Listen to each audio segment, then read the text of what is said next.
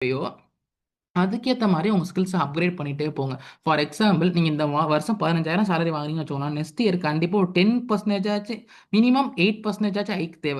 ஏன்னா, நீங்க ஏன் சொல்றேன்னா, உங்க இந்தியாவோட இன்ஃப்ளேஷனே 7%. நீங்க வந்து அடுத்த வருஷமும் இதே சேலரில போனீங்கன்னா, உங்க இன்ஃப்ளேஷன் உங்க சேலரில குறைஞ்சு நெகட்டிவ்ல தான் வந்துட்டு இருக்கும். ஓகேவா? ஸோ உங்க கண்டிப்பா ஒரு மினிமம் 8 டூ 10% ஆச்சும் ஹைக் இருக்கணும். ஒரு கம்பெனில நீங்க வொர்க் பண்றீங்கன்னா.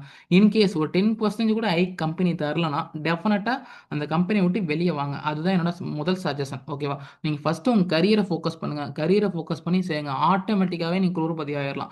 நான் சொல்ற கால்குலேஷன கம்பேர் பண்ணி போட்டீங்கன்னா, ஒரு 45 வயசுலயே கண்டிப்பா குரோர்பதி ஆயிரலாம். ஓகேவா? இப்போதைக்கு நீங்க 15,000 சேலரி வாங்குனீங்கன்னா, ஃபர்ஸ்ட்டு இந்த 3 டார்கெட் மட்டும் பண்ணுங்க. ஃபர்ஸ்ட்டு என்னன்னா, health insurance, second term insurance, last one emergency fund. இத மட்டும் ஃபோக்கஸ் பண்ணுங்க. இத ஃபோக்கஸ் பண்ணி எல்லாம் பண்ணுங்க. அந்த பண்ற கேப்ல உங்க கரியர ஸ்விட்ச் பண்ண ட்ரை பண்ணுங்க. அதுதான் பெட்டர் தவிர, இப்போதைக்கு வந்து நீங்க இன்வெஸ்ட்மென்ட்ட பத்தி